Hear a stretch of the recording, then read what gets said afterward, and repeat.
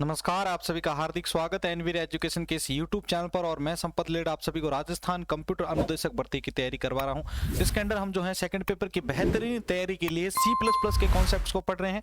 और C++ के basic जितने भी कोर कॉन्सेप्ट थे वो सारे क्लियर होने के बाद हमने C++ के साथ ऊप्स के कॉन्सेप्ट को किस प्रकार इंप्लीमेंट करते हैं तो उनके बारे में जो है सीरीज शुरू की है। और उसके अंतर्गत आज हमारी जो क्लास है वो कंस्ट्रक्टर और डिस्ट्रक्टर के बारे में है। ठीक है, कंस्ट्रक्टर और डिस्ट्रक्टर से संबंधित है क्लास। तो आज की वीडियो को शुरू करने से पहले आप सभी से जरूर रिक्वेस्ट करना चाहूंगा कि जल्द से जल्द सपोर्ट करें ताकि आपके लिए 2000 एमसीक्यू का बड़ा वीडियो लाया जाए और आप सभी जो है उन क्वेश्चंस को जरूर प्राप्त करें। जिस प्रकार अभी संडे को आपके लिए स्पेशल जो है इंपॉर्टेंट क्वेश्चन की सीरीज थी, इसी प्रकार से 2000 एमसीक्यू की आपके लिए सीरीज स्टार्ट होने वाली है। तो जल्दी से वीडियो को ज्यादा से ज्यादा लोगों तक पहुंचाएं और चैनल पर 10,000 सब्सक्राइबर को पूरा करने में हमारी हेल्प करें। चलिए शुरू करते हैं आज की इस क्लास को। तो आज की इस क्लास के अंतर्गत हम कंस्ट्रक्टर और डिस्ट्रक्टर से संबंधित सारे कॉन्सेप्ट को जो है प्रोग्राम के साथ और थ्योरी विद दोनों कॉन्सेप्ट के साथ समझने वाले हैं। तो देखिए कंस्ट्रक्टर क्या होता है। कंस्ट्रक्टर एक स्पेशल टाइप का मेंबर फंक्शन होता है, ठीक है, जो अपने क्लास के नाम के जैसा होता है। जैसे हम जिस प्रकार से क्लास का नाम बनाते हैं उसी प्रकार के होता है, लेकिन ये एक स्पेशल टाइप का मेंबर फंक्शन भी माना जाता है। जिस क्लास का कंस्ट्रक्टर बनाना हो, अगर उसी क्लास का जब ऑब्जेक्ट जब बनाना है तब वो ऑटोमेटिकली कॉल होता है। ठीक है, कंस्ट्रक्टर का कोई रिटर्न टाइप नहीं होता है, पहली बात तो ये ध्यान रखनी है आपको। ठीक है ना, वॉइड भी रिटर्न नहीं करता इसमें। ठीक है ना, वॉइड भी इसमें जो है रिटर्न नहीं करता है। अगर कोई वैल्यू को इनिशियलाइज करना हो तो अलग से उसका मेंबर फंक्शन बनाकर उसे ऑब्जेक्ट के साथ एक्सेस करना पड़ता है। किसके साथ करना पड़ता है भाई? ऑब्जेक्ट के साथ उसको जो है आप एक्सेस कर सकते हैं। कंस्ट्रक्टर ये काम सिर्फ जो है ऑब्जेक्ट बनाते ही कर देता है। और कंस्ट्रक्टर जो काम होता है वो ऑब्जेक्ट बनाने टाइम, यानी जिस टाइम हम ऑब्जेक्ट बनाते हैं उसी टाइम इसका जो कार्य होता है वो हो जाता है। कंस्ट्रक्टर के साथ वर्चुअल कीवर्ड का इस्तेमाल नहीं किया जाता है। कंस्ट्रक्टर के साथ जो है वर्चुअल जो कीवर्ड होता है उसका इस्तेमाल नहीं किया जाता है। ठीक है ना, अब यहां पर एक एग्जांपल देखिए सिंपल सा। पहले यहां पर मैं लिख रहा हूं क्लास ए, ठीक है, जिसमें मैं यहां पर ले रहा हूं प्राइवेट। ठीक है, और जो भी प्राइवेट के मेंबर है वो यहां पर, और पब्लिक के अंदर देखो यहां पर मैं एक कंस्ट्रक्टर बना रहा हूं जो कि क्लास के नाम की तरह ही दिख रहा है। देखो यहां पर जो क्लास बनी थी ए, तो उसको मैंने यहां पर कंस्ट्रक्टर के रूप में यूज में ले लिया है। ठीक है ना, और यहां पर आप उसके अंतर्गत देखो इस कर्ली ब्रेसेस के बाद में यहां पर अपनी कंस्ट्रक्टर की बॉडी को आप लिख सकते हैं। ठीक है ना, कंस्ट्रक्टर को क्लास के बाहर भी डिफाइन किया जा सकता है। क्लास के अंदर और क्लास के बाहर कहीं पर भी आप इसको डिफाइन कर सकते हैं। तो बाहर, क्लास के बाहर किस प्रकार से आप डिफाइन यूज करेंगे तो उसके लिए देखो यहां पर आप यहां पर क्लास का नेम है, उसमें प्राइवेट के मेंबर है, पब्लिक के मेंबर है। ठीक है, और यहां पर आपका जो कंस्ट्रक्टर डिक्लेरेशन है, और उसके बाद आप जो है उसके अंदर जो आपने डिक्लेरेशन किया था देखो यहां पर जिसके अंदर ही जिसकी डेफिनेशन दी थी, तो वो आप डेफिनेशन जो है इस क्लास के ऑफ करने के बाद इस प्रकार से स्कोप रेजोल्यूशन ऑपरेटर के साथ कर सकते हैं। ठीक है, तो ये तो हुआ एक कंस्ट्रक्टर की सिंटैक्स और कंस्ट्रक्टर होता क्या उसके बारे में।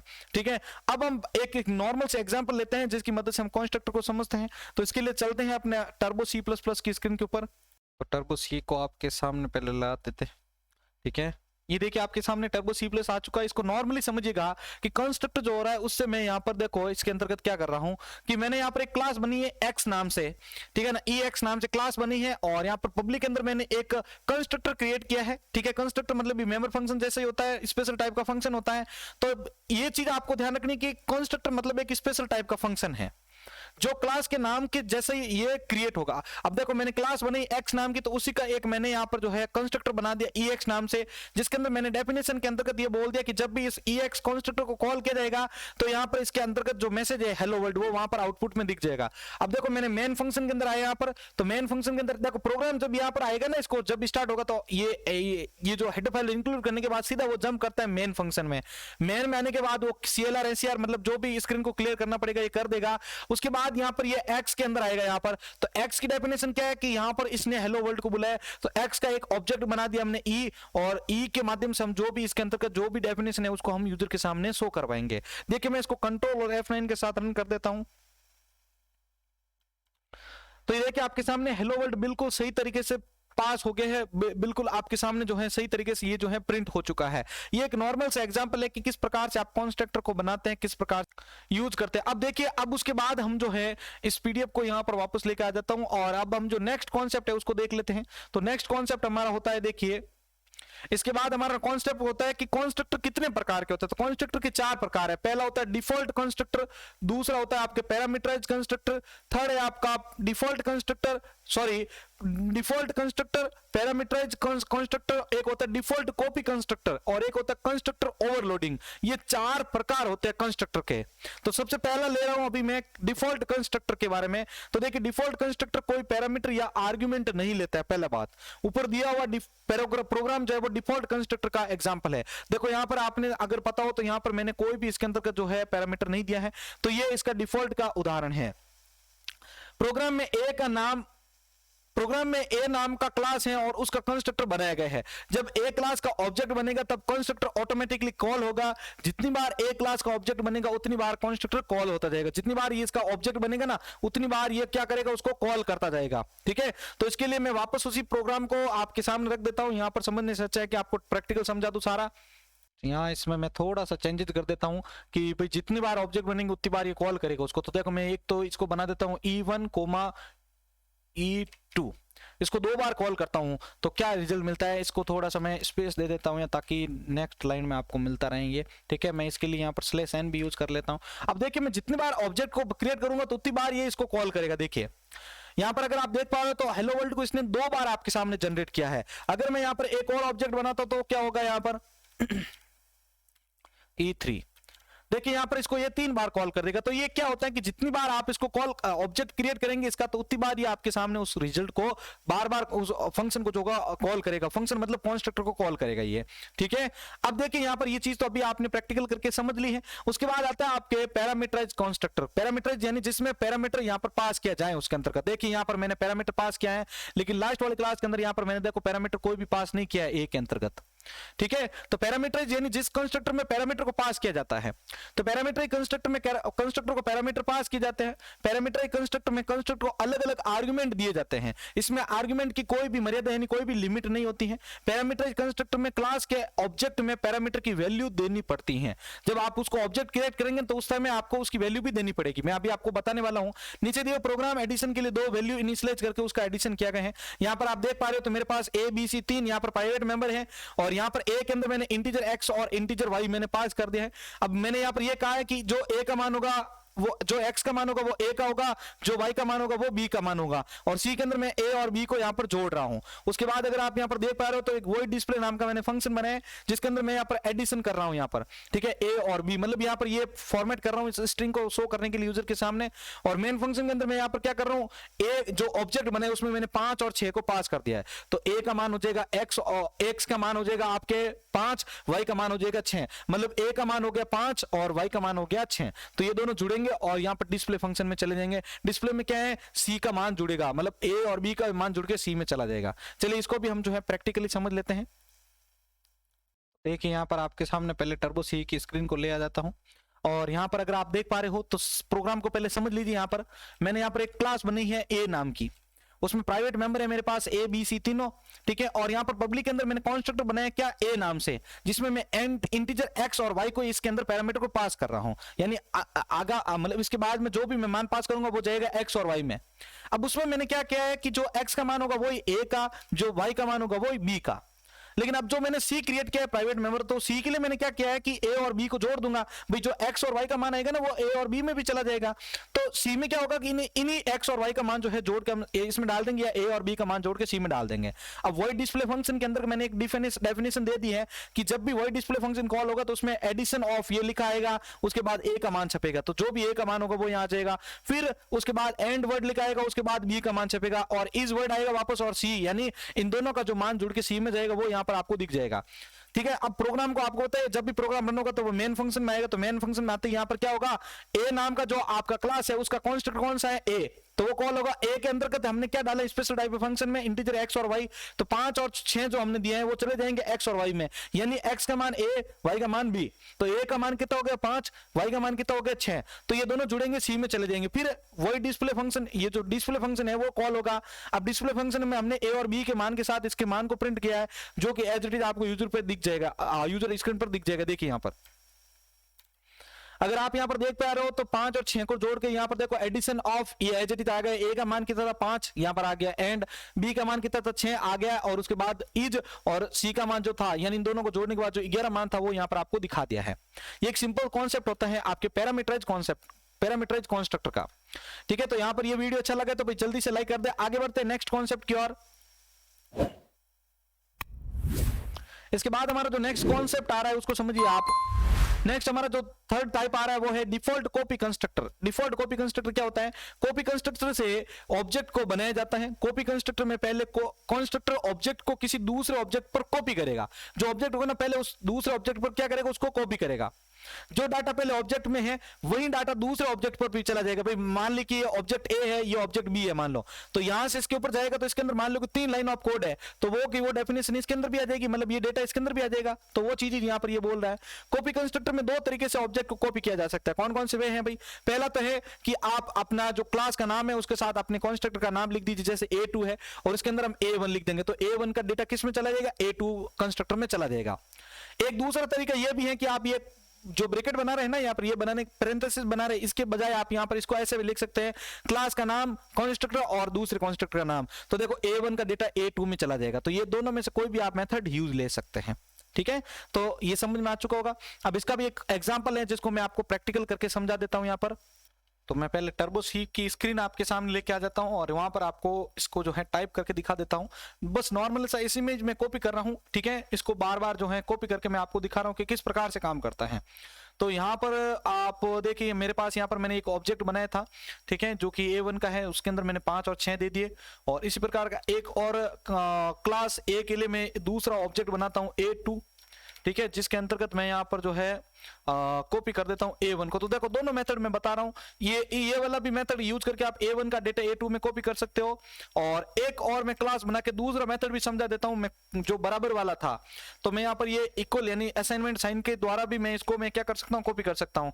तो देखो A1 का डाटा A2 में, A2 का डाटा A3 में मैंने डाला और दोनों मेथड मैंने समझा दिया। देखो ये मेथड भी आप यूज ले सकते हो, ये मेथड भी आप जो है यूज ले सकते हो। ठीक है, दोनों में से कोई भी मेथड यूज ले सकते हो। तो मैं इनको दोनों को समझा रहा हूं जिससे आपको समझने में हेल्प रहे।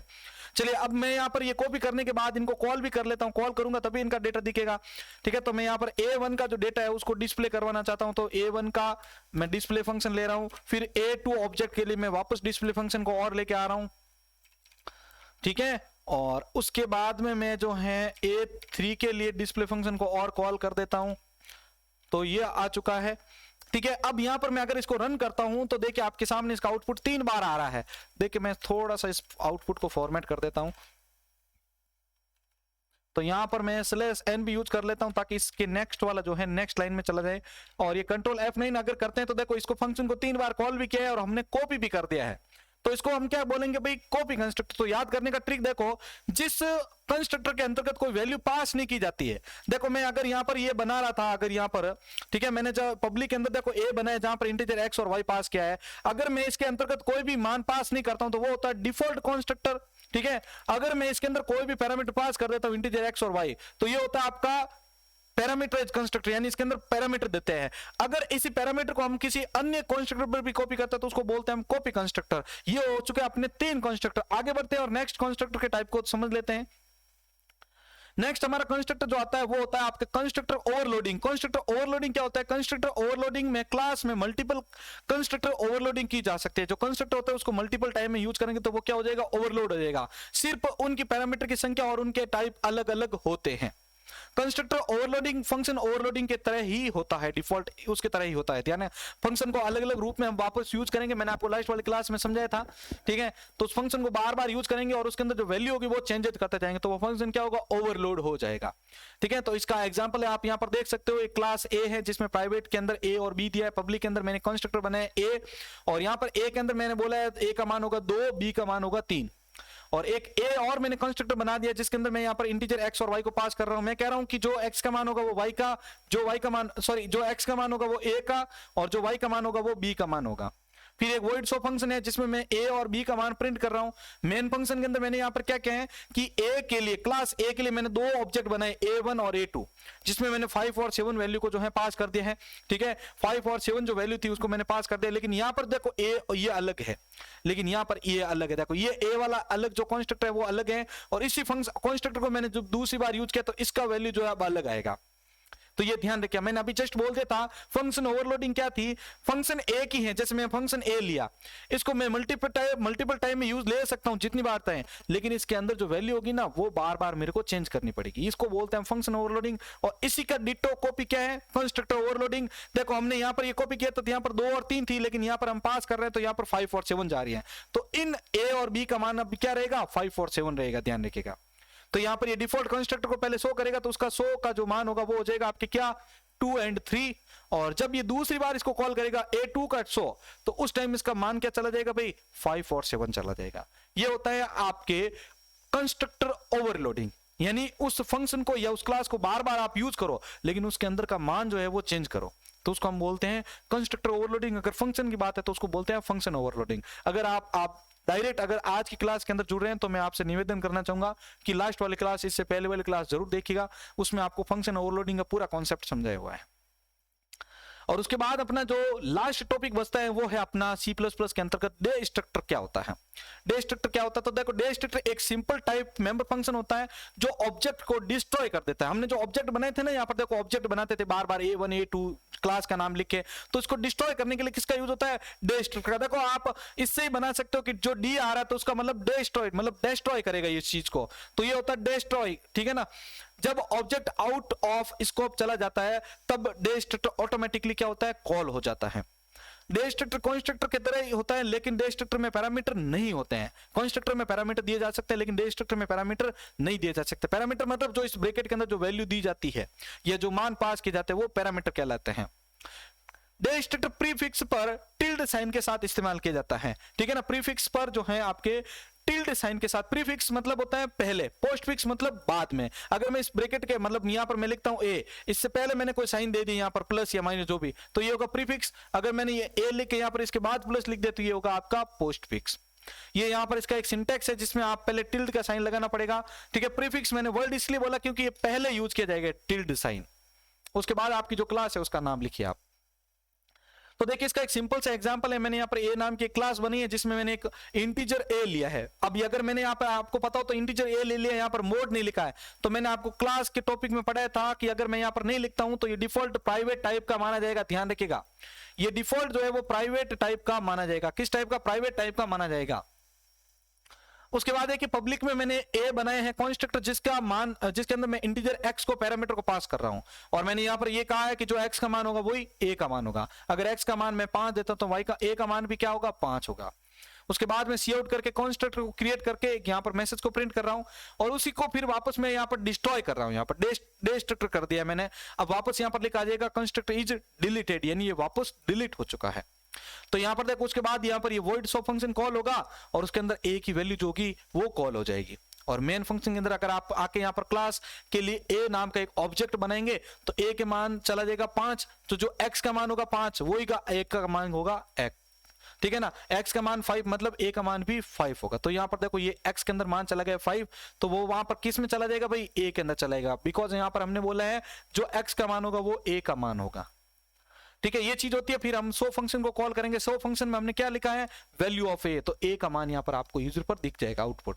पहले लिखा आएगा आपके कंस्ट्रक्टर इज क्रिएटेड, क्रिएट होने के बाद ये क्या होगा, यहाँ पर सो फंक्शन को कॉल करेगा। सो के अंदर क्या है, वैल्यू ऑफ ए, तो वैल्यू ऑफ ए पास क्या किया हमने 5, तो ये देखो 5 इसके आगे छप गई। उसके बाद वापस ये ऊपर जाएगा और यहाँ पर कंस्ट्रक्टर मतलब डे स्ट्रक्टर को वापस ये क्या करेगा, सो करेगा। इसके अंदर लिखा हुआ कंस्ट्रक्टर इज डिलीट, यानी कंस्ट्रक्टर डिलीट हो चुका है। तो साथियों ये हमारी आज की क्लास थी, कंस्ट्रक्टर क्या होते हैं, डे स्ट्रक्टर क्या होते हैं, ठीक है। इस कॉन्सेप्ट को बहुत ही इजी तरीके से और पूरा प्रैक्टिकली आपको समझा दिया है। आप अगर थोड़ा सा भी अगर आपको कोई प्रॉब्लम आई है समझने में तो मैं रिपीट आप जो है इसको रिपीट करके जरूर देखिएगा, ठीक है। और फंक्शन ओवरलोडिंग के लिए आप इससे पहले की क्लास जरूर विजिट कीजिएगा, ठीक है ना। और इस पीडीएफ को डाउनलोड करने के लिए, हमारे पीडीएफ बुक्स को डाउनलोड करने के लिए आप इस वीडियो के नीचे टेलीग्राम का लिंक दे रखा है, उसको आप जरूर ज्वाइन कीजिएगा। इसी के साथ मैं संपत लेड आप सभी से अलविदा लेता हूं। जय हिंद, जय भारत।